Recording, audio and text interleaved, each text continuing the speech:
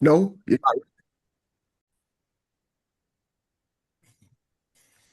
Grand Rising, everyone. This is Ron. It is Sunday, December the 7th, a little after 11 a.m. So we'll get started. We had a great conversation yesterday. We talked about everything from menopause to erectile dysfunction and sexuality and a very good family discussion, and I got a lot from it. I hope you did.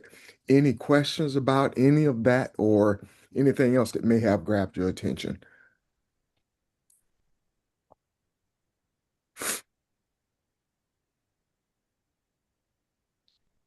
Okay, we're good. Anything?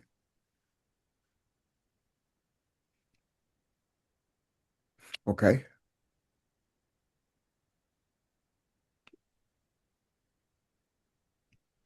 Pastor, did you have anything you want to open us up with today? Um, not at this moment. What I want to see if there are questions from yesterday, and we'll go into hopefully a more in-depth understanding of the ancestors and our relationship with the ancestors, Okay. and then um, we'll look at. Let me do that, Ron. Okay. Yes. Um, for, as we embark on this journey, our primary goal today is to speak concerning the ancestors after we have received other questions. And I solicit you guys um, to focus on subconsciously as well as consciously the presence of the ancestors that we may be able to understand or have a clearer understanding of their role in our lives. Um, and just as important, uh, not understanding they have a role in our lives, but also having the desire that the ancestors will guide us not only today, but all times, but especially today, so that they can introduce themselves in a broader way to all of us by virtue of our discussions about them. It is not as if we are talking about them outside of their presence. It is our understanding of them within the confines of their presence. And by virtue of that, our desire, because of that, our desire is for them to show us what they would have us to understand about them. Okay. So with that, I say welcome back from your nocturnal journey to the other world. Right? Okay. Any questions, y'all? Any questions what our pastor just mentioned?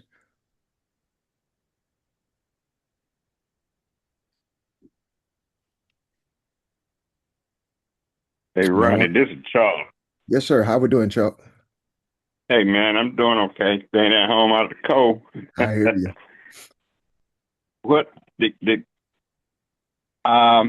only thing I could say, I know a lot of people been asking me about, when the church door is gonna be open for everyone else, and I told them I don't have no idea. I said, I've been wondering that too, The but church doors. Say that again, Charles. Asking about the church doors. You mean physical building being open? Physical build. yeah, yeah, right. But make the long story short, I'm thinking Rick was right. It might not never be ordinary again by going everyone coming together in the church. Because I'm thinking that we at a place now to learn about the ancestor and the thing that God, our Father want us to know different than it used to be. Because I'm thinking we here for a reason. And to open our eyes open our mind and our hearts and our soul to this, because this what we're learning now is the true, and not only the true, is knowing who we are and what we're supposed to be, and how we're supposed to stand against this principality that we fighting. Before we start learning this, we were fighting everything physical. Now he's learning us to wake up. It's not a physical thing. Everything is spiritual. And so everything that we're learning for everyone else. And that's how I see this. It's a good thing that we come together on the phone, because we talk about everything, no matter what it is. Yeah. We bring it to light. And the Yeah. light don't do nothing. Make it dissipate. And so that's how I've been seeing, and that's how I've been knowing this right here. We were brought together like this for a purpose. And I think our Father gonna reveal the purpose to us as we keep doing what we're doing. And that's all I have to say. Charles, I'm sure Pastor wants to respond to that, but I couldn't agree with you more. I think we've come leaps and bounds further than we would have if we were still in a building. And I think a lot of that, in my opinion, has to do with the energy that is on the phone. Uh, it puts us all uh, in a relaxing state and in a place of community, of oneness. And regardless of what you say or don't say, I like to think everybody feels a part of this and feel the unity of it. So I think being in the building, seeing each other, I think we all miss that to a point, but I love being on the phone. I love this part of it. But so I agree with what you said, but Pastor, I'm sure you want to address that. I sure do. But I don't discount what Charles has said by any means. However, I'm not sure where we're going to end up. I can't say either one definitively. Yet I do see that we have received quite a bit more understanding of spirituality by virtue of all of us being together at the same time, even though we are virtually together. If we are to come back together, we will be shown that. We have made efforts to do that in the past, but it did not work out. Do I miss the physical presence? Absolutely, I do. And if I had my preferences, it would be that we met and met physically. Uh, However, that would render our meeting to three different times and two different locations. When we tried to do that, what happened is the very people who talked about coming back together, not all of them, but some of them who had said they wanted to come back together physically didn't even show up. They showed up on Zoom. So it made it even more difficult. Now, where we go from here, I don't know in relationship to our being together physically. We are never apart. And I do agree with you, Ron, when you talk about mention the idea of the energy that we share as we speak to each other. It does put us in a more relaxed state because we number one in familiar environments, and number two, all the energy of each one of us is centered into one place at one time. Mhm. And that you cannot discount the power of it. And in addition to that, I will say that we also have come to an understanding of our identity. And our identity no longer is based upon what we look like physically or how we dress. What am I talking about? Our identity, our spiritual slash African identity, had to be um, remembered before we would be able to continue this journey, especially in continuing our journey to understanding and embracing who we really are. We are moving into a state right now as we speak, where our identity, the powers that be rather, are tying our identity to something that's called digital ID. And it's going to create quite a bit of stir within the minds of the people when that is introduced, or if it's introduced. It is incumbent upon us to render that ineffective. And we can talk about that a bit later on. And why do I bring that up? I bring it up because it is important that we focus more on the spiritual nature of who we are. We focus more on how we bring into existence a world or an environment that is totally different than the one that we currently live in, an environment where our identity is not tied to uh, visualization of each other, but is inextricably tied to the purpose for our being in the earth, as Charles mentioned at the onset. Um, I identify with um, with being a deliverer for humanity. That's the primary identity that I identify with, as opposed to being tied to the identity of James Richard, if that makes sense. My spiritual identity supersedes the identity that I was given at birth, or when I came out of the womb of my mama. Any questions or comments about that?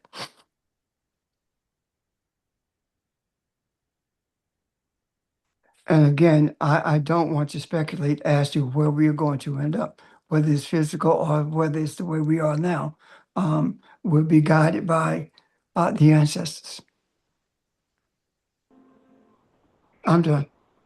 You good, Charles? Yeah, I'm good. I just know the more we know, the more we understand the spiritual world. Once that happens, thank God that we'll be in a different place and we all would benefit from it. And I thank Pastor for saying what he said. Thank you for bringing it up, Charles. Okay. Anyone else? Grand Rising, everybody.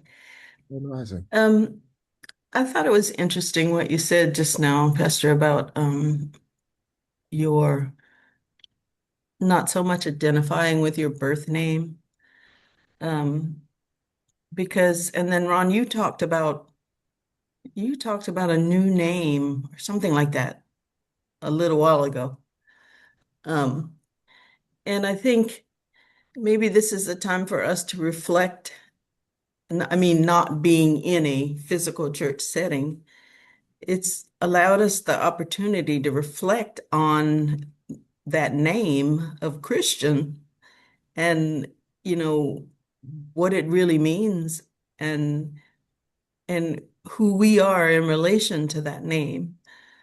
So I think we're right now taking on a new name because we no longer vibrate in terms of that name, that Christian name. So I think it has been a time for us to come to the knowledge of our new name, if you understand what I'm saying. I do. Yeah. Yeah. I listen to Audrey, and as she speak, I think thinking also about that when we talk about a new name, we're talking about a character that is different than any character that we've ever experienced, and that character is Elohim. And we use that word Elohim as an identifier because right now that's all we know in terms of being able to express ourselves as one yet many. I would be very much interested in understanding knowing rather the Kemetic name. However, Elohim fits perfectly because it frees us from identifying with anything in this natural world. And when you look at your phone or your computer and you see all of these blocks here of all the people who are congregated in this virtual space or in this spiritual space, we see each one individually, but we also see all of it collectively. And as each one of us speak, or each one of us raise a question, what we are actually seeing taking place is the expression of what it looks like to be one yet many. And I hope that you all get the drift of what I'm trying to say. It gives us a stronger sense of identifying what it looks like to be one yet many. Yeah. I see it too like this. I'm looking at the screen and I see 22 blocks. What if 20 of those blocks were in a building together and two of them were not? Would the two feel like they're still on the same level or the same place as the 20? Or whether or not you're a speaker or not a speaker. Here, we're all one. Your energy is felt and it matters not how you're dressed or where you are physically located. You're here, you're present, you're in the moment, and that is felt. And I think that is something that we can't overlook at this when we overlook rather when we talk about this. I also want, in addition to that, understand the value in being physically present. I do. The interaction with each other Yeah, is something that you cannot put a price on.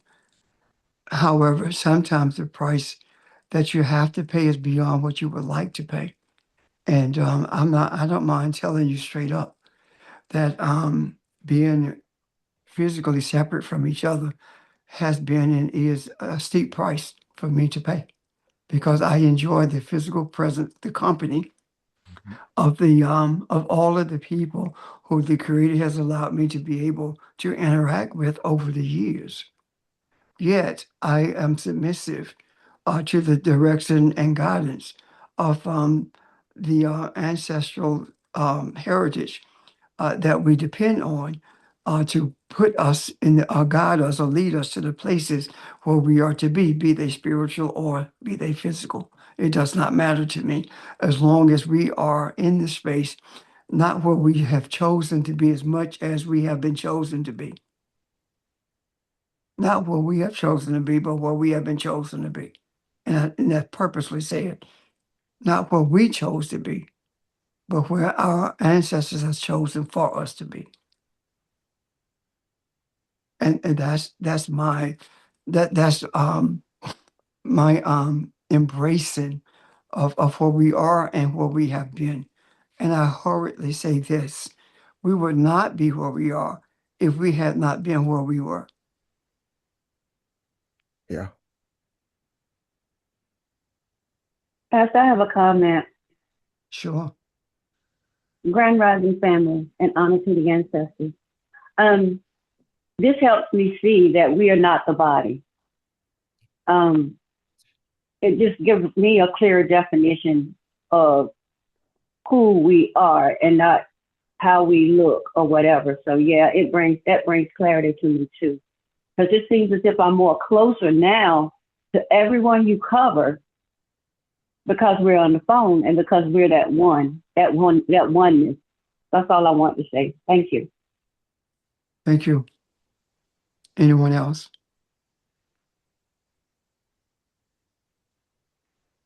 In I conclusion got one. about, go ahead, I Charles. got one. I got one more question. You remember? All I know is name Timothy in the Bible, and he was writing a letter to one of his brother in faith about he longed to be where he at to see him, but right now at this time he was dealing with some problems where he was at. So I can understand and see, like you said, Red, we long to see each other, but you still have to be here to learn to understand our Father.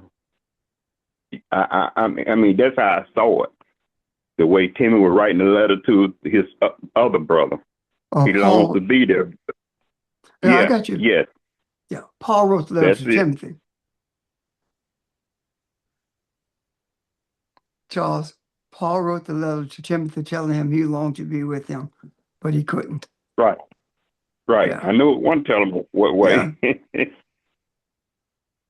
I understand clearly what you're saying, and that passion, that desire, resides within me, and I don't by any means deny that. That is just where it is. In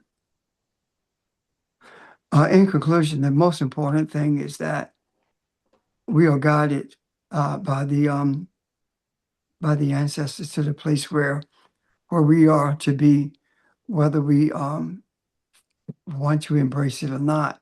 We have embarked upon this pathway.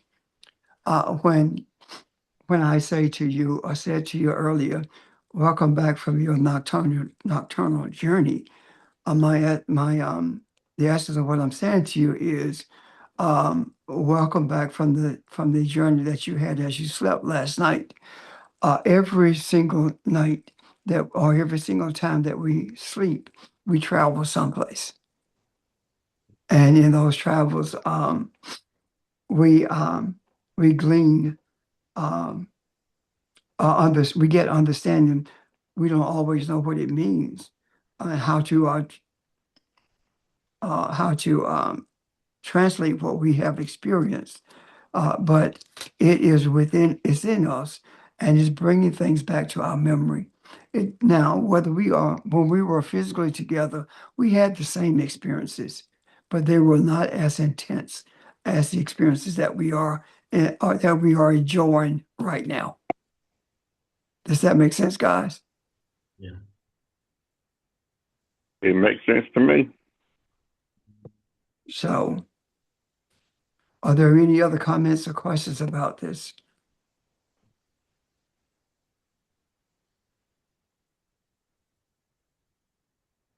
Okay.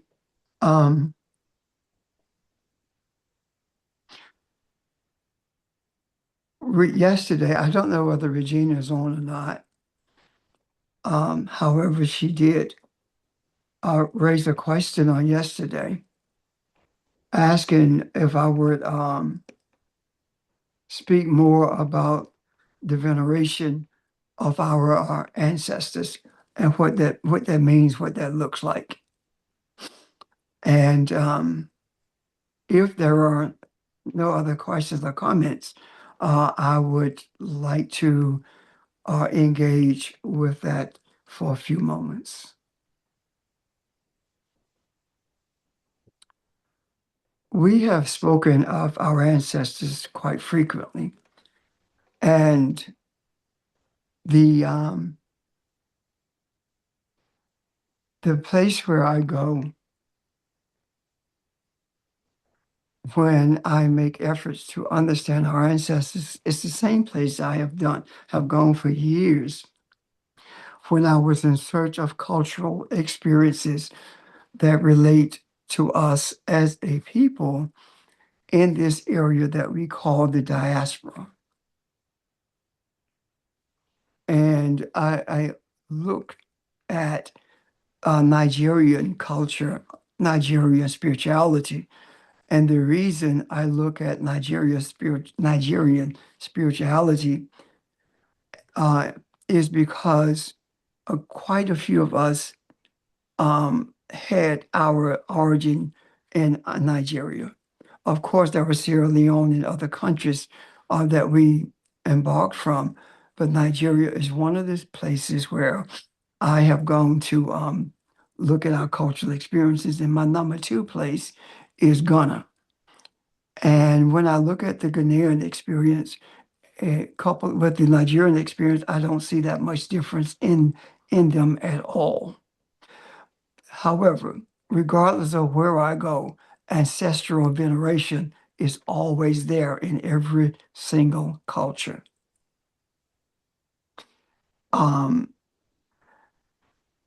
When we talk about ancestral veneration, this is more than a remembrance. We are not just trying to remember someone or someone's who have transitioned before us. This is truly a practice of reverence, and I don't want to attach to it the idea of a ritual, because rituals are truly empty. They become rote behavior. However, when you talk about the veneration of something or someone, is never rote behavior, because every time that you seek to show reverence towards them, there is an experience that you have that is not easy to articulate, if you can articulate it at all. But I will say this: the ancestors are definitely, we must definitely reverence our ancestors. They are to be revered. They are to be consulted when we seek guidance, because that is the reason the being who created us allows us to have this continued attachment or unicity with the ancestors. The difference between us and the ancestors is that our vision of things are tainted with the things that we see with our eyes. Even when we close our eyes to meditate, we do meet some resistance from those things that we experience with our eyes as opposed to our eye. The ancestors, on the other hand, have great clarity, because when we talk about seeing with the eye, that's how they see all the time. And they have a clearer vision, not only of where we are, but they also have a clearer vision of the pathway that we must travel in order for us to get to the place of balance, not only within ourselves, but with a humanity as a whole. Our ancestors are a source of spiritual nourishment for us, but we also must nourish our relationship with the ancestors.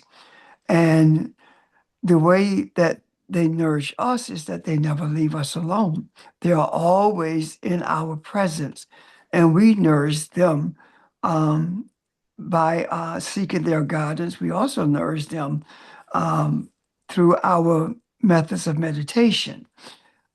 In my case, the relationship, the way I nourish the relationship, one of the ways anyway, is when I sit in my space of peace and light my candles.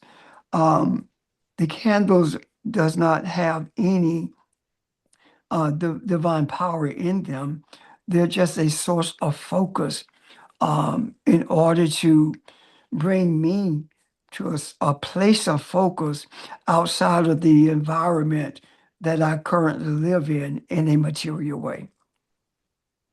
Um, when we venerate our ancestors, we have a tendency to grow into a very strong relationship with them.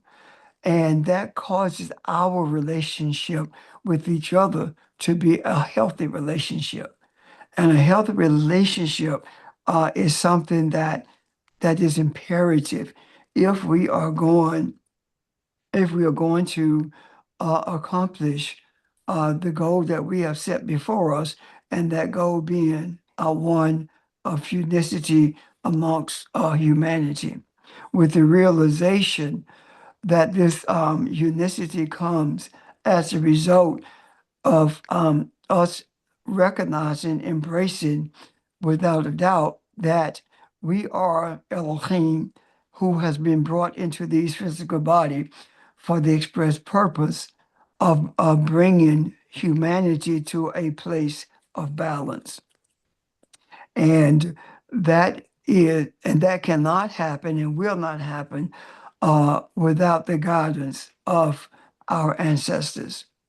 The people who have given us Christianity, the people who have sought to control, manipulate us throughout the years, are very much aware of the significant power when we become that we begin to recognize as we express our reverence for the ancestors. They are very much aware that our ancestral interaction is more powerful than any force on this earth. And as a result of that, they have convinced many of us, matter of fact, most of us, that it is demonic to venerate our ancestors or even to recognize them. Yet there is something in us that has kept us inextricably tied to our ancestors, that has not been beaten out of us or manipulated out of us. There is an eternal natal cord that keeps us in that space of oneness.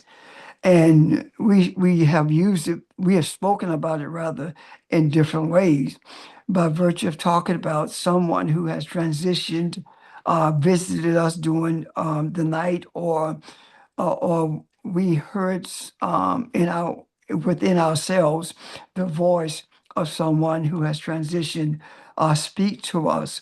And we have done that on the secretly, because we don't want to be extricated from the midst of those who are in denial of the existence of our ancestors, as well as in denial of the spiritual nature of our being, understanding that that we as Africans are totally different than any other biological makeup of humans on the face of this earth. And that is one of the things that we seemingly have great deal of trouble accepting. I don't understand why we are so desperate to be like those who have sought to destroy us, to the extent that we are in denial about who we are. And one of the things I will say in regards to that is we when we look at the things that we have been given to supposedly bring some kind of comfort to our bodies, we find that our bodies don't receive the synthetic medicines as the bodies of Europeans in particular. And one is high blood pressure medication. The high blood pressure medication to the African is varied. There are some who have to take two different kinds in order for the medications to work, but it doesn't happen like that with Europeans. And the same thing with male with the PSA. The PSA test was devised for white men, and a white man with a PSA of a 9 or 10, 99% of the time has cancer, but it doesn't work the same way with African males. That PSA um, does not have the same um, quantitative measurement in our bodies as it does with Europeans. So, and I say that to say this: understand that that is a physical difference, but that physical difference also is a message to us to understand that there is a spiritual difference as well. And the spiritual difference is as different as night and day, because regardless of what we say or how we move in this material world, there is no question that we are spiritual beings who function differently in this earth. And our ancestors work as agents of the one who created everything that is. They work as agents in order to keep our minds guided towards the east, guided towards the essence of who we are. When are there any questions before I engage in understanding what it means when I talk about our ancestors keep our face towards the east? Dr. Rich, I do got a question. When you talk about us, as we are African, when we discussed before that Cabelon was the real name of Africa, so does that change the name that we refer ourselves to as African, since Africa was the name given by the Europeans? Yes, it does have an effect on it. However, we understand that we are Archibaldonians. And the reason I use the word Africa, number one, is because I am so familiar with using it. The other reason I use it is because there are other people who listen to us who are not familiar with the word Archibalon. However, I do embrace your question, Angela, to the extent that I'm from this point forward in this discussion, I'm going to make every effort to insert the word Kabbalah as opposed to African, as opposed to Africa. So I'm very much appreciative of you pointing that out. Thank you. Anything else, Angela? No, that was it. It came from the ancestors. Okay, thank you, baby. Anyone else? This is from Mel. Morning to everyone. Could you explain again the significance of to the east? But that's what I'm getting ready to do. That's my Okay. next step. All right, thanks. When I speak of ancestors keeping our face towards the east, that is a consciousness. It is not a physical face in the east, but it's a consciousness of recognizing and remembering our origin, or the origin of everything that exists. Please excuse me for 1 second, please, and allow me to clear my throat. Thank you. When we talk about facing the east, understand that Freemasonry, when one of the tenements of Masonry is that Masons always travel towards the east, and this is representative of the power source of Masonry itself. Keep in mind that this country was established by Freemasons, and the structure of the power in this country was put in place by Masons. And the Masons, George Washington, Thomas Jefferson, all of them understood that the power of the earth is in the east. And when Masons, when men of African descent wanted to be Masons in this country, they had to get a certification types It's not called a certification, but I just remember the name of it, which is really a permission slip from the Masons in England. And that is why the Masons in this country were established under the auspices of the Masons or in Europe. And the Europeans in this country still practice the same sentiments of masonry that is practiced in Europe. It seems so to be benign when we talk about masonry, yet masonry is one of the most powerful agents of oppression on the face of the earth because of its knowledge of being able to utilize the energies of the East. Our ancestors keep our face towards the east, meaning that there are things that we say that we were saying when we were still on the continent that is called Africa, which indeed the whole world is a Cabelon, of course.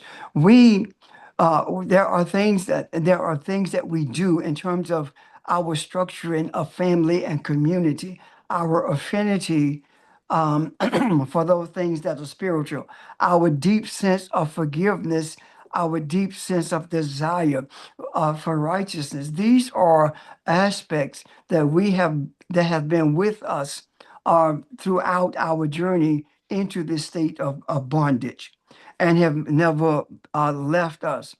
Our sense of morality when it comes to not being able to be at the brutal people, brutal beings that those who put us in bondage are. So when we talk about we don't have the wherewithal to treat people the way we have been treated in terms of the lynchings, um, that comes because that is with us rather because of our origins, and the ancestors are keeping us mindful of that, and that mindfulness of that the ancestors has made sure that we hold on to is what has caused us to raise questions in the midst of Christianity that has guided us to a place where we are currently. So we did not wake up one morning and began the question on our own, simply because we were intellectually strong. We woke up one morning and decided to do that because our ancestors awakened something within us. And when that was awakened, we began to raise questions about it. And the more we raised questions about it, the more we were charged with bringing peace to the earth. And that has guided us to where we are because the ancestors has fulfilled the responsibilities that they have towards us in being our agents of remembrance of our origins. Does that make sense so far? Can I ask a question? Yes, of course. Um, I'm not sure how to ask this, but the energy. We the energy of the East. We talked about energy before, and when we talked about DC and taking that energy back, that was through the aid of an African that laid that out. We talked about Banneker and what his role in that was. What you're talking about now, though, can that energy, because of how it's used and what it's used for, uh, does the African, was the Cabelonians, do we have a right to, or how do you take the energy back that you are describing? Uh, and I just don't mean that, but all the energy that is mispurposed and used in ways that is not beneficial to all of mankind. What can we do now that we're talking about this?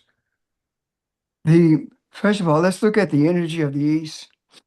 The source of all of our energy in this world is from the sun, the sun. Mhm. Nothing on this earth lives without the sun. And our physical journey on this earth is fueled by the sun. And our spiritual journey on this earth, the source of that energy, had its genesis in the east, and the central point of it, or the endemic place of it, is still the east. The east is more than a direction, a cardinal direction. The east speaks to being in front of everything, being at the beginning of everything.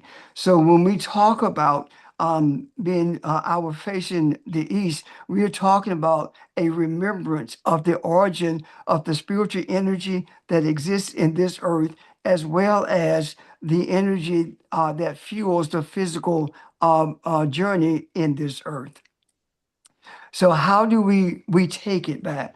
It is not so much of our taking it back as it is a remembrance that the energy has been utilized by others as a result of us abdicating our responsibility to embrace that energy and be guided by it.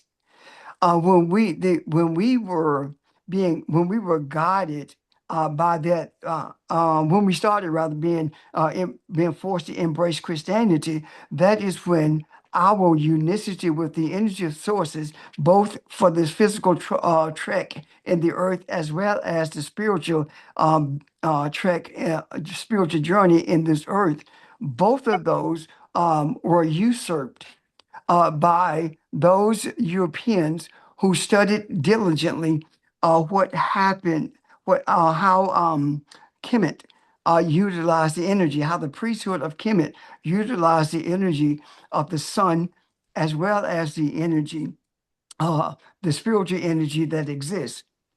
The question, one of the questions becomes, why is it necessary to have both of those energy forces? Because the one who created everything that is made a decision that it was going to bring into existence a physical being that would be a replica of what exists in the spiritual world. And we are we are the replica of the one who created us, having a spiritual, a physical experience. Um, we must recognize that in order for us to appropriate that energy today, uh, we have need to have a deep-seated, genuine, pure desire for it. And our desire to have that energy, our governance of that energy restored is imperative if the earth is to survive. So what I'm saying in essence is once we desire to reappropriate that energy of DC, there is also the reappropriation of the energy from the east as well, because that is the source of that energy that was being utilized in DC. Keep in mind also that everything that came into existence as a result of the spoken word, meaning that the spiritual essence of our being, which is our breath, and the verbalization of our desires became one. And that is the reason you can't speak today without breathing. So when I talk about the idea of reappropriation of the energy of the East, it is simply having the desire to be one with, not the one necessarily one who created us, but to be one with the energy sources that brought everything into existence. Does that help you, Ron? Yes. Yes. Thank you. Thank you. Any other questions? Our most powerful thought processes is the power of desire. When we focus on our desires for unicity in this earth, we begin to see those things that are divisive surface. And when they surface, that is not showing us that we are to live in a state of chaos as much as it's showing us that these are the powers that have kept us in bondage. And these powers must be dispensed with in order for us to live in this earth, in this physical realm, in a manner that was designed for us to live in from the beginning. Is that clear? Yes, sir. It's very clear. Thank you. Say So that one more time, Pastor. Say go that right one more again. time, Pastor. Say that one more time, please. When we understand, when we appropriate this energy, understand that our deepest desires for the power to appropriate the power that has its origin in the East, we understand that we are the source of balance. We are the source of our unicity in the earth. And the powers that have kept us divided began to rear their heads, not to frighten us, but for us to see the source of what has kept us divided and kept us in bondage. Of course, I said it a different way, but pretty much the same thought. Is that clear, Jack? Jackie? I'm trying to wrap my mind around it. All I'm I'm saying is trying to this. process it. All I'm saying is that our desire must be to bring balance to the earth. And we must recognize that we have the power to do it because we have appropriated the power that has been utilized to keep us in bondage. The power of the East is the power of the spiritual essence of who we are. The energy has been used in order to keep us in bondage. And now that we are in a state of remembrance, now that we are waking up, now that we are woke, we recognize where that power is, and now we have reappropriated it. And in reappropriating it, we have rendered the sources of bondage to be powerless. Is that clearer, Jack? Got it. Thank you. Yeah, thank you. Anyone else? Isn't that the same as taking on a new name? We now know who we are, so we take on that character as opposed to what was forced on us. Yes, and that is when you say that, Audrey, that is the writing of our name in the book of life. Oh, cool. Cool. When we talk about a book alludes to knowledge. So when we talk about our name being written in the book of life, what we are talking about is now that we recognize who we are. We have a character. We have the characteristics of the knowledge of what life is and should be. What we began to see in conjunction with this is that the knowledge that we talk about, the knowledge of life that we talk about, is an understanding of what it looks like to be Elohim and what it looks like to be spiritual. Does that make sense for you? Yes. So this whole idea of having our name written in the book of life, it means something totally different than what we were taught, which is no surprise, of course. And it, by virtue of it being written in blood, we are talking about it is written. Not when we talk about blood, keep in mind that the life of the man is in the blood. The life of humanity is in the blood. So what we are talking about is when your name is when our name is in the book of life, what we are talking about is having not only the understanding of spiritual life, but how life not only functions now in this material world, but also how it should function when there is unicity between the upper world and the lower world, or when there is oneness with the ancestors.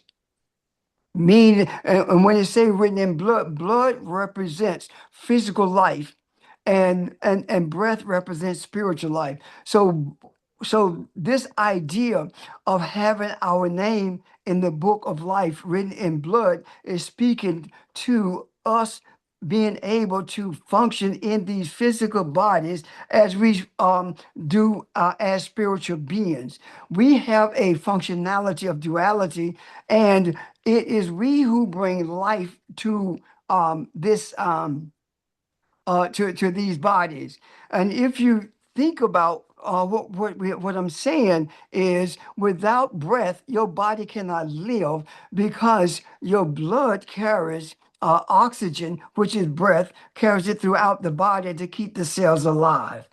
And once it has kept the cells alive, now we must keep our creation alive. So when we breathe, we keep the vegetation in the earth alive when we exhale. So the carbon dioxide that we exhale helps to keep alive the vegetation that is necessary for the existence of us in this earth in physical form. Does that make sense?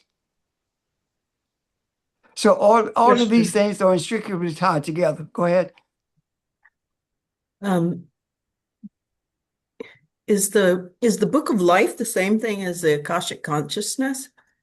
And is our name written there, or is it all, or was it already written there and we finally discovered or realized it or claimed it? Our name is written there when we look at it from the material mindset. Our name has always been there when we understand it from the spiritual reality. Okay. How Now, they work the same? when we talk about go ahead. No, go ahead. Go ahead. I'm gonna let you answer it. Go ahead. I'm sorry. When we talk about the Akashic consciousness, there is no separation between anything that is spiritual. It is impossible for the mindset of the Babylonian, recognizing that it is Elohim, to be separate from anything that is spiritual. Now, recognizing that it is impossible for Elohim to be separated from anything that's spiritual, therefore, the Akashic consciousness is inextricably one with the essence of Elohim. Does that make sense, Audrey? Yes. So the objective is to make this material world, bring it to a state where it is intertwined with spirituality to the extent that there is no difference between what this world of materialism look like and the spiritual essence of our being, because this physical world is to be guided by Elohim, which is spiritual, which means that the spiritual nature of Elohim is in every cell, and when it operates or functions in accordance with the spiritual consciousness, then we don't have oppression and we don't have dissension in such a manner that begins to be destructive towards the creation, meaning destructive towards the earth itself, as well as the people are in this earth. Because right now, all the resources of the earth is in bondage to the same extent that we are in bondage, and it cannot be free to be what it is supposed to be until we are freed from this bondage. We have had interludes with this freedom, and when we've had interludes with this freedom, what we have seen is the invention of the internet by an African. What we have seen is the understanding of GPS by the African. All of these things have been brought into existence by the African because of the interludes that we have had with understanding the unicity between this physical world and that of the spiritual world. And that is the reason when we look at the Kemet and depth, we began to see that engraved on the walls in the temples of Kemet, as well as in the temples in the Grand Canyon. We see engravings of helicopters. We see light bulbs. We see all of these things that we call modern being utilized then. When we think about the Moors having for 700 plus years ruled in Spain, we see that as a result of that, there are universities in this earth that weren't any beforehand. So what am I saying? I am saying that throughout the ages, the one who created us, the one who brought us into existence, has shown us what it looks like to be one with spirituality, to have us being physically as well as spiritually intertwined. It shows us how to bring comfort to humanity and how to guide us into realms of what we call inventions, but into realms of creation that makes it a lot easier for not only for us to communicate, but also for us to live a physical life in this world. And it's not necessarily a life of leisure as much as it is a life of spiritual pleasure and spiritual understanding. And I know I said a lot, but that's what I'm seeing. Any questions about that? If you don't understand what I just said, please ask a question or simply say you don't understand it.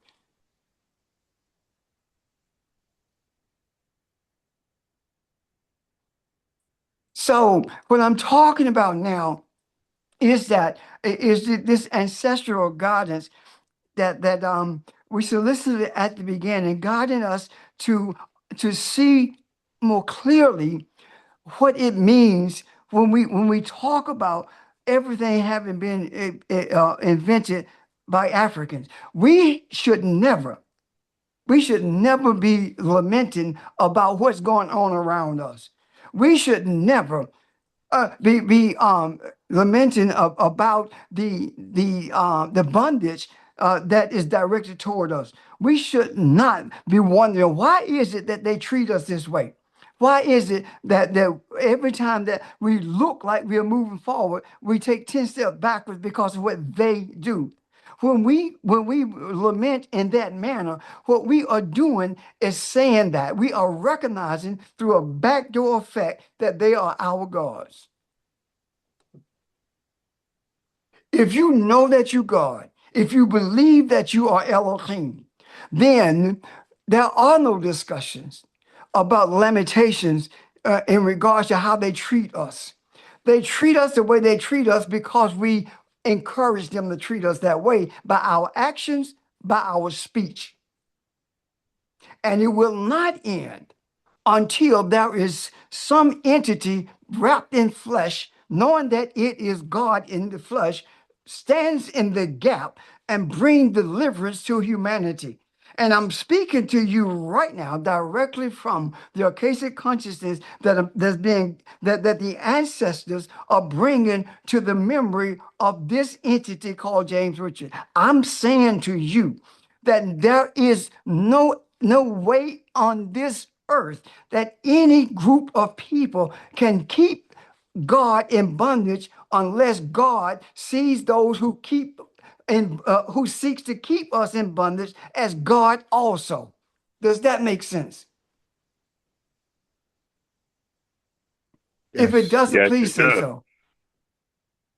When we stop acting like slaves, when we cease to have a mindset that leads us to wonder, why is it that nothing changes? When we cease to have that mindset, that's when things change. Because if we have a deep-seated desire for deliverance for humanity, then there nowhere within our psyche should be any concerns about any group of people who make efforts to keep us or put us in bondage. But each time that we speak in reference to what they are doing, we are giving them the energy to do it. And that's important, what you just said, because I've always believed that the energy of the Cableonian is what makes the world move, what changes things, what moves things. And when we uh, are fearful or anxiety or frustration or depression overtakes us, it is giving our energy away. We're leaving it for somebody else to take and use against us. So whether we're talking about the East, whether we're talking about the layout of DC, I think all of that energy uh, from the sun, but it is housed and distributed through the African, through Let me speak to that, Ron. okay. This is something that I desire to write about. When we talk about the energy of the sun, uh, there is something, there is a technology called blackness. And keep in mind, I'm going to talk about the difference between the ancestors in a few moments. That there is a technology of blackness. That the reason I say the word blackness is because Kemet means black, Ethiopia means black. So we are talking, when I say blackness, I'm talking about melanin. And the reason that what we are called black, not because people see a color. The reason we are called black is because what they see is melanin. And when they see the melanin, they deem it to be black. But blackness slash melanin is a technology that brought all other colors into the earth. It in itself is not a color. It is a technology that lends itself to not only bringing life into the earth, but sustaining it as well. There is no eyesight, neither is there hearing or processing mentally if there is no melanin present. There is no existence of a physical body or physical anything in this earth without the presence of melanin. And when we talk about the sun, the reception of the power from the sun replenishes our melanin and increases the content of it in our physical bodies. And this is a manifestation of the spiritual essence with which we were created. And when we talk about the cosmic mother, we are not talking about a woman sitting on a throne with a crown on her head. We are talking about melanin. The cosmic mother is melanin because it is the source of all life. And when we talk about the technology of melanin, the technology of the children of Akebalon, when we talk about the technology that we are, what we begin to see is that the very ones that we are seeking to bring to a place of harmony are the ones that we created from this technology of melanin. And we call them humans because we created them. We brought them into the earth. There is nothing that was not created by melanin. And there are those who would seek would say to me that there is no difference in humans. Yes, it is, because we are not human. And you cannot read the scripture without understanding that we are not human, because it clearly says that I say that ye are gods. And even Jesus says, is it not written that I say that ye are gods? And because of who we are the agents of creation in the earth. But what we did, we have relinquished that to a great degree. Yet we have maintained it with a George Washington Carver walking in the early mornings, receiving the energy from the sun, and the melanin that he is, the technology that he is, he begins to look at a peanut and see all the possibilities in a peanut and bring them into this earth. He did not invent that. He created that. We look at a man in Chicago standing in front of a building and looking at that building and recognizing the 2 stories, the 3 stories of that building, and decides that there has to be a better way. And he brings into existence an elevator. So he created an elevator. This is creation. This is not invention. Yes, there are those who stole the idea, but it doesn't matter. The genesis of it is the Cushite, just like the stolen valor of our being able to bring spirituality into this earth. They stole it and made it be what they wanted it to be, but it did not change what it is from the beginning. So what I'm saying to you in essence is that the technology of blackness has no limits. The only limitation of the technology of blackness slash melanin are the limitations that those who are melanated put on those limitations. And we have been convinced that we are less than.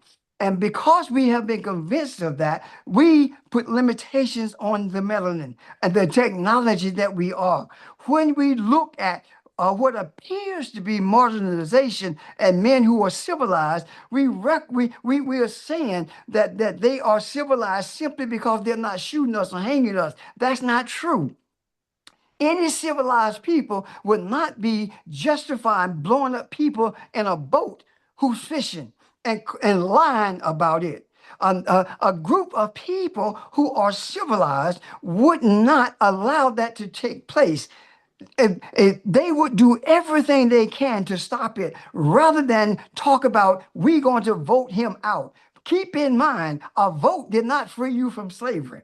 I'm not telling you not to, but I am saying that there is no power in the vote. It did not free us from slavery. The vote did not give us the Voting Rights Act. The vote did nothing to bring us bring us to a state of integration. All of that was done by proclamation. None of it was done by a vote. And when you look at the idea of the vote, it is a mechanism of Europeans to keep us striving towards what we call or they call equality. It is a carrot and a horse. There's a carrot on the stick, and the horse moves because he's trying to get to the carrot that he will never reach. And that's where we are when it comes to voting. The only thing that changes anything is spirituality, our spiritual recognition of who we are, that we are a technology. And the technology of our being is the spiritual essence of everything that exists. Are there any questions?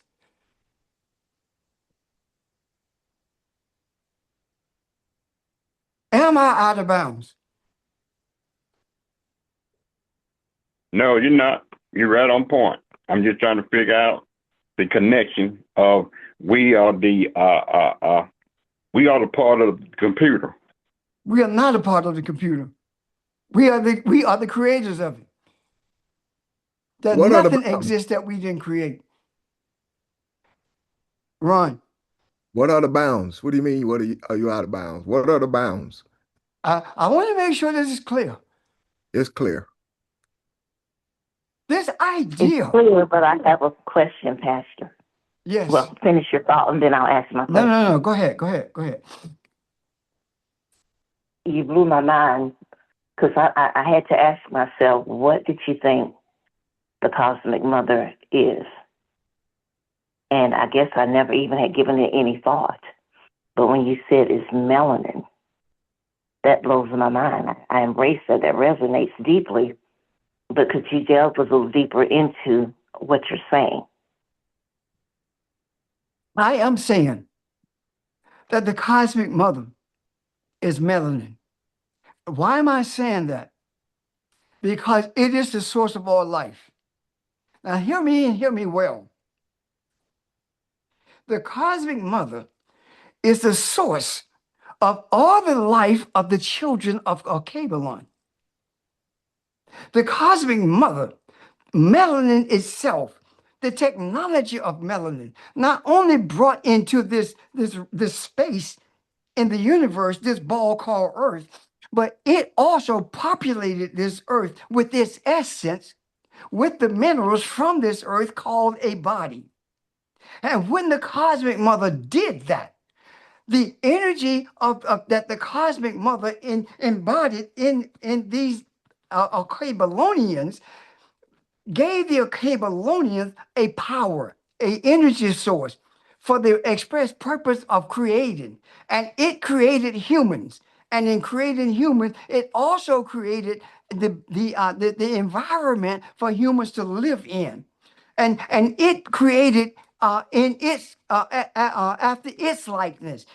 In other words, when it created the physical entities in this world, the physical entities are built the same way that the physical bodies are built that were brought into the world by the cosmic mother. It is not the bodies of ours that we're able to create. It is the energy that we were imbued with, that is the creative power that the cosmic mother built into us. And that power brought into existence those who look like us in physical form, but are not like us spiritually, because they don't have within them the melanin that it takes in order for them to be Elohim. They have fragments of it, but the fragments of it is not the original of all of it. The fragments of it is what brought to others a type of color to their skin, but it does not give them the same creative power that the African possess, or that the Akabalonians, the children of Akabalon, possess. And the reason that the children of Akabalon are so effective in being God in the earth is because the children of Akabalon recognizes that without the womb of the cosmic mother, without the melanin rather that makes up the universe, that melanin is a physical aspect of invisible life itself. We understand without that there is no existence at all. But more importantly, we reverence the source of it, and the source of it is femininity. The source of it is the womb, and we reverence that. So what I'm saying in essence is this: if you look at what was said in the scripture says that once we were brought into existence in physical form, what happened? Elohim, the one who created us, the spiritual being that created us, said, dominate. Did it not? Did it not say dominate? Yes. That spiritual being said, dominate. So what was that spiritual being saying? That spiritual being was saying that everything that transpires in this realm of the physical is in your hands. It's under the auspices of your authority. You have authority over all of it. But don't forget where you came from. Don't forget who you are. And when that happened, we began to create after us, the way to create in our image.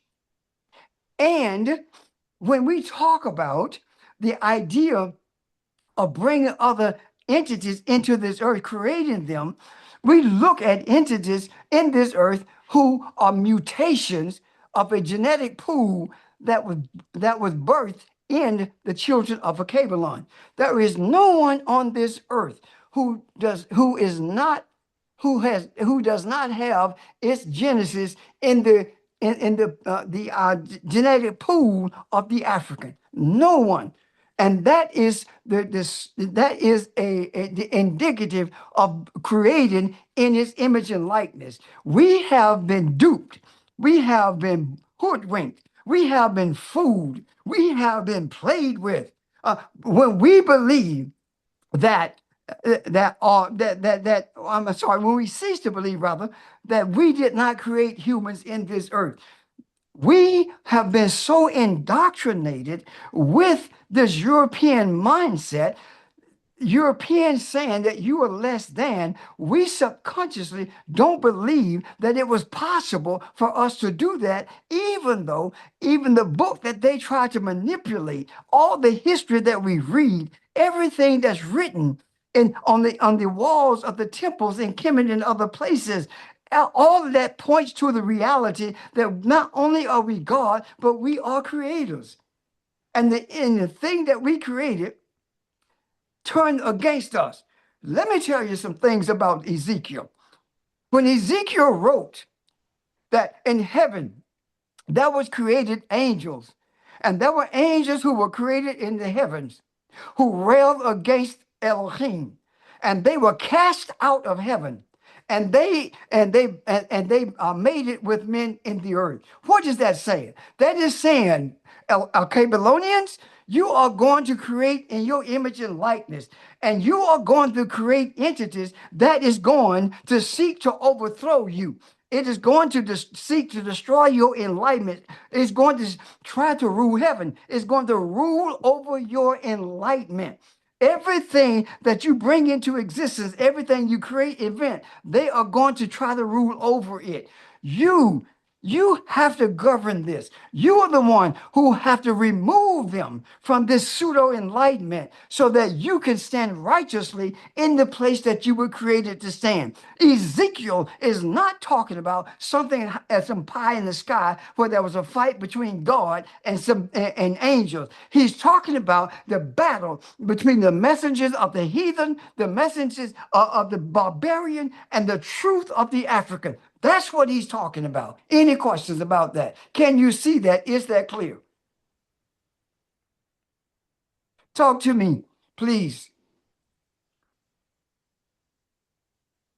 It's clear to me. And thank you for answering my question. Thank you for raising it. Any other questions? And still, we've not talked about the difference in ancestors. And that's okay. We don't rail against anything. Why is it, or how is it that you are Elohim? You don't fight against anything. Because in order for you to fight against something, what you are saying is that it has the power of resistance to you. So what is it that has the power of resistance to Elohim? Nothing. The only resistance to Elohim is Elohim. The only resistance that we meet is the resistance that we create. And when we talk about we are battling against something, we are creating a resistance against what we are desiring. And therefore, it takes longer for it to manifest. When we recognize that there is no resistance, that we don't fight against anything, that we create everything, then we begin to see the manifestation of the realization of righteousness prevailing in the earth, as opposed to a barbaric nature that exists in this earth to this day. Is that clear? We don't rail against anything.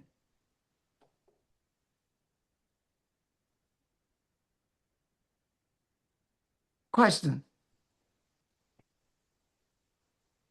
Comments? Pastor, it's clear and it resonates with me. Thank you. Thank you.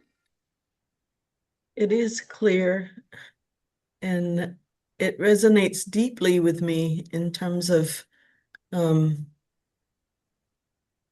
this whole time. What keeps reverberating in my mind is this remembering our name and then reclaiming it. Because you said a lot, but all of it culminates in remembering who we are. Yes. Yeah. And claiming who we are. And letting that other stuff just sort of fall away. Yes. Yes. The ancestors guides us. And I promise you, my tongue today is being guided by the ancestors. The ancestors is revealing to us today what it looks like to be Elohim, and how it looks when we desire to stay focused on who we are and not yield power to that which we have taken power from. If we have appropriated the power that belongs to Elohim, then why is it that we keep giving it back? By saying that it has control over us or it can manipulate us. Why? We are the only ones who can manipulate us. this blackness, this melanin, the technology of it is beyond any technology. It is the only true technology in the universe, not on this earth, but in the universe. There is no technology that supersedes the technology of melanin. Think about this. If we are in athletics, we dominate.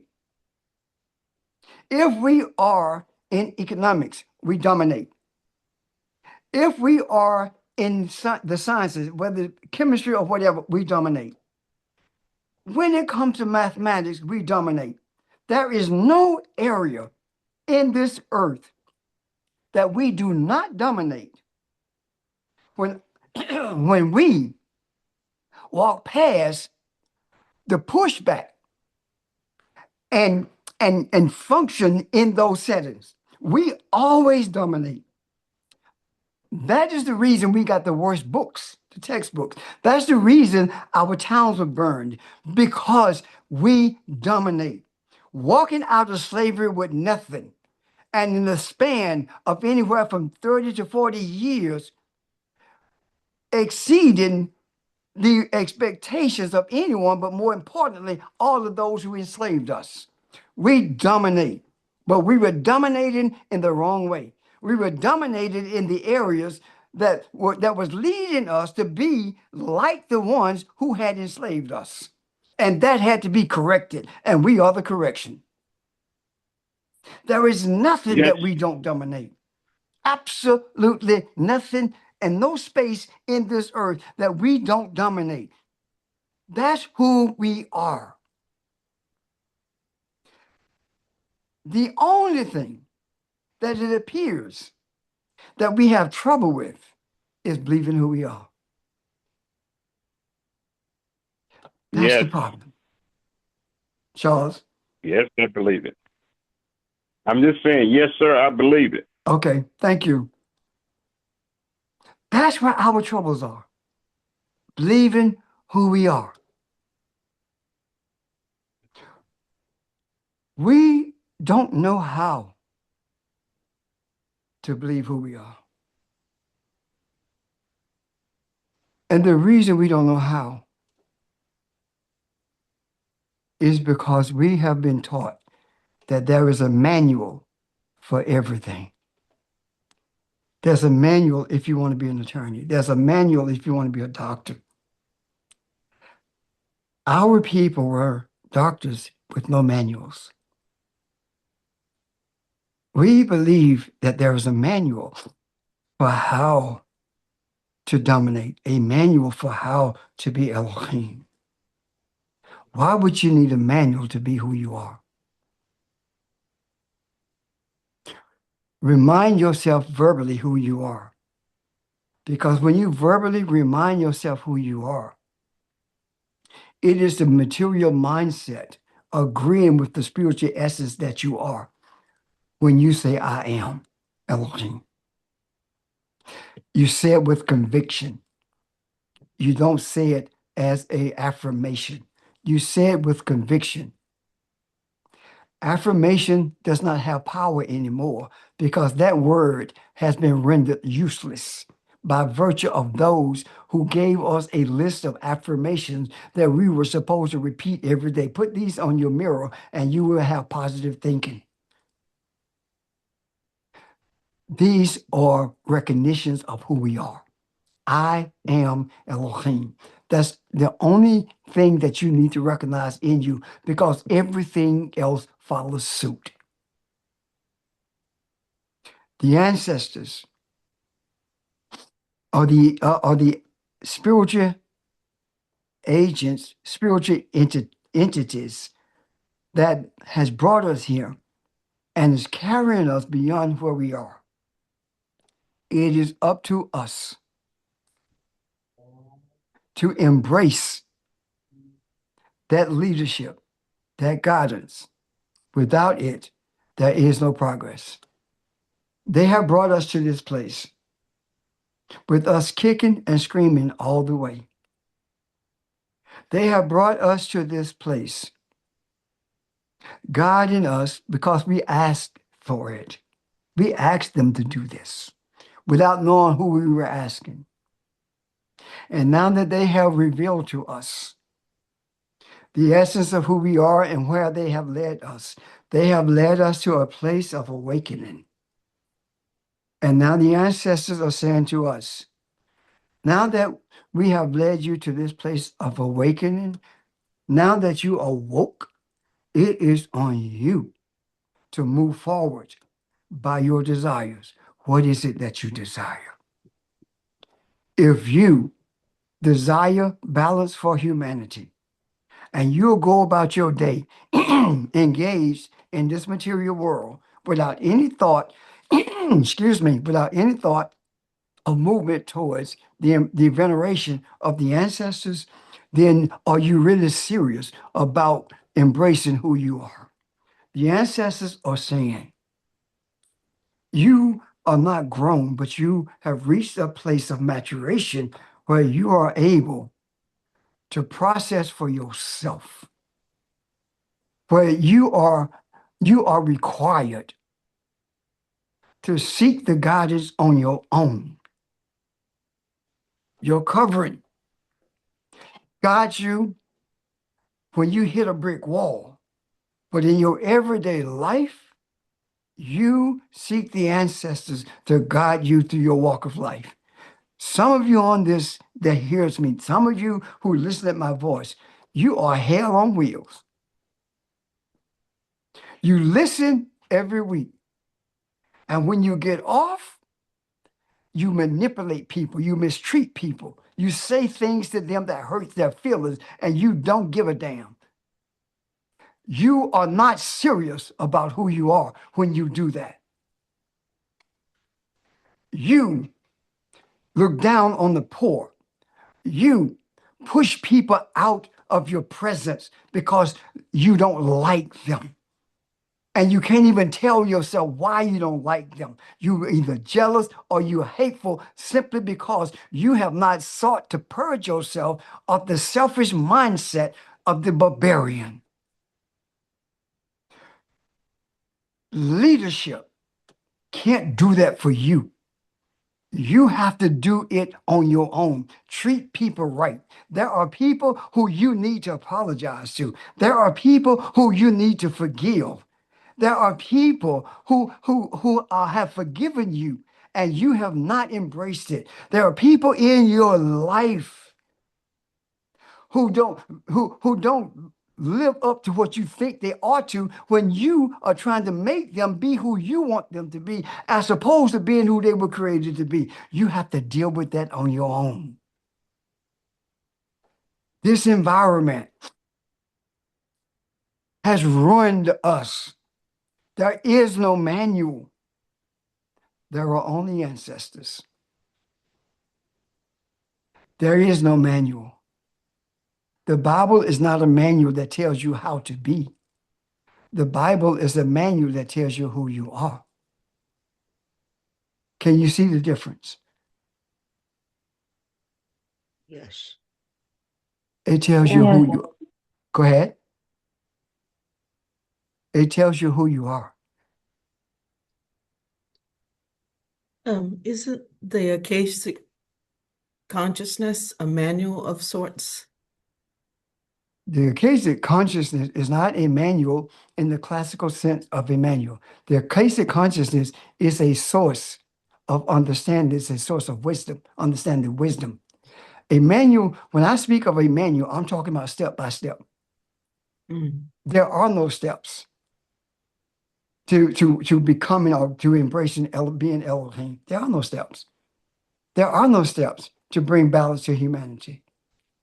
Right now, I'm not speaking of steps, and I'm speaking directly from the Akashic consciousness. So there are no steps. So when I talk about a manual, it's like putting together a TV, a piece of furniture. That manual tells you what pieces to put together and how and what piece goes where. That's not how it works. Akashic consciousness doesn't work like that. The Akashic consciousness is not something that teaches you anything. It's the consciousness that wake you up to everything, that makes you aware of everything that you are. Can you see the difference? This is an Yeah, awakening. I see what you're saying, but I was thinking of it more in terms of what you said at first, a source, a means of wisdom and information. Absolute, but we are that wisdom. We are that information. We are that knowledge. We are that understanding. All of these things are who we are. We can't limit ourselves to being flesh and blood. The Creator says what? Flesh and blood did not reveal that to you. Does it not? What is it saying? This material world did not show you these spiritual things. That's what it's saying. How do you think that I'm able to speak about Ezekiel and the wheel and the angelic battle that we talk about that's in heaven? I have never seen that until the ancestors guided me through the Akashic consciousness and awakened me to what that really says. Can you see that? I mean, instantly, this morning, today. Are there any questions? And I know I've said a lot. Go ahead. I have a Linda. question. Yeah. This is Denise. Hi. I'm curious because sorry, I Janice. would like that's okay. I'd like an updated understanding of tithing Okay. because what I have is from what we've discussed many years ago. Right. And I still feel the importance of it. And I have a sense of what it means in terms of community and priesthood, but I know there's more to it within the realm of what we've been discussing. Right. And I was just wondering if you could talk about that. I sure can. Tithing is a message to those who are spiritual, saying to them that of your material livelihood, the one who brings you understanding of who you are, your priest, your shaman is dedicated to bringing you along this spiritual journey. Yet, there must be a means of taking care of the physical needs of that shaman. And it instructs you, not only must you take care of the shaman, take care of the priest, but you also must take care of yourself. Because it also tells you that you tithe to yourself. So when you get to a place of being worn out by the battles in this earth and you need to recreate, you need to recreate, then you have the means to go away, to separate yourself from the mundane things of this earth and replenish yourself. So it's talking about how to sustain the material life in this world of you as well as the covering that has been provided for you. Does that make sense? It does. And I've missed part of that. And I don't know. I mean, I've heard it, but didn't hear it or didn't follow through. So I appreciate that. Thank you for raising it because there are so many who've heard the same things that you've heard, yet they don't trust it. If you trust it, you do it. But there's something else you don't hear. The priest teaches you, the shaman teaches you, but it does not force you. Does not manipulate you, does not make you embarrassed because you don't. Whether you obey or not, that's on you.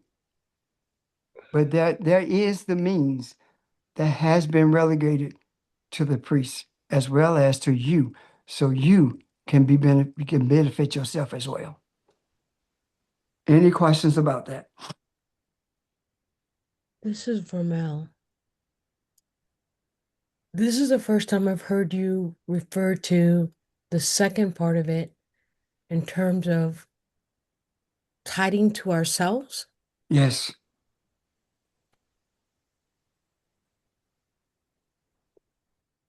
People of India tithe to themselves all the time.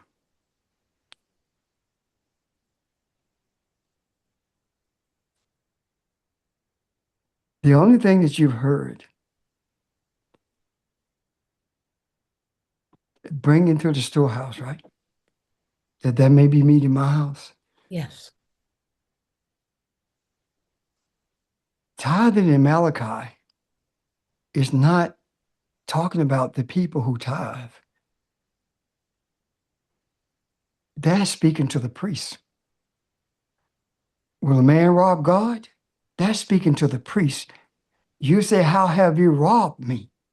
That's speaking to the priest, not the people who render the tithe. It's saying that the priests, you have made means for the priests to live in this material world. And the priest takes everything it has and shares with no one. The priest does nothing to help anyone except itself. You have robbed God. Who is God? The people of Israel. Israel is God. Who is that? You. That's who it is. So how could the priest rob you? The priest robbed you by seeking self-aggrandizement. The priest robbed you by guiding you to an anniversary for the priest. The priest robs you by not telling you the truth of what's in the scripture. The priest robs you by telling you you're a Christian when you're not. The priest robs you when it says that ancestral veneration is demonic. That's how the priest robs you. Does that help, Vermeil? In many ways, it does. So, is that where the expression, my dad used to always say, save for a rainy day, is that the watering down of that meaning? It's not the watering down of it, but it's the embracing of it in a different way. Okay. The term save for a rainy day came from us, especially after enslavement, because we knew that inevitably white people would do whatever it took in order to take from us or to cause us to lose everything. A case in point is that in one of the first black banks that was organized in this country, the government required that it be overseen by white men. And those white men stole millions of dollars from black folk and shut the bank down and walked away. So when it talked about saving for a rainy day, it's talking about to sustain yourself in this material world. And you will find that during a period, matter of fact, when we began to look at grandparents, we began to look at their distrust for banks. We began to look at how they would put money in jars buried in the ground, or put them in cash boxes, and put them in a building outside or under the bed or under the house. They did not trust banks because banks had stolen everything we had.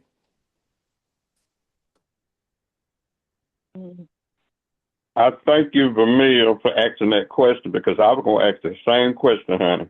Thank you. And thank you, Rev, for, putting it out there. Yes, sir. You're welcome. Thank you. Yes, thank you very much for explaining that. Anyone else?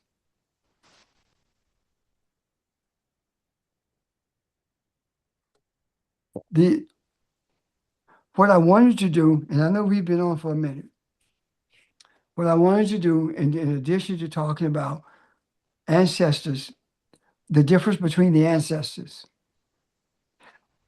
when I talk about that, that's when I want to talk about libations. Why? It will become crystal clear to you why I want to talk about libations after this.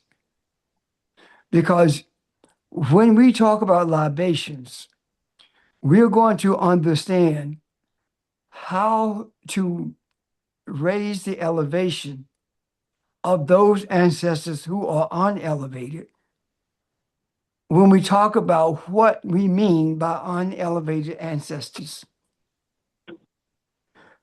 We're also going to understand the role of libations when it comes to venerating the ancestors who are elevated also. However, I do not believe that this is the time at this moment for us to go into that, because a lot has been said, a lot of questions have been raised. There are other questions I'm sure that you have. And I desire very deeply that you make a note of those questions that you have. If you don't want to raise them yourself, then send them to any of us whose number you have, and those questions will be responded to. So what I'm saying in essence is this. We are at a point where I feel very strongly we need to pause and let you process what has been said. And be prepared to raise your questions when we come together again, but also be open to receive what it looks like when we talk about the difference between ancestors and the power of libation. Is that okay with you guys? Yes. It's okay with me. sir. Yes. So here we are. We're at the place where we will pause. Ron, California today, Pastor. no. Okay. All right then. Great session. Thank you, everyone. Love the energy. You guys Thank you, God. okay, have a great day. Be Thank God. you, Be everyone. Elohim. Okay. Bye, everyone.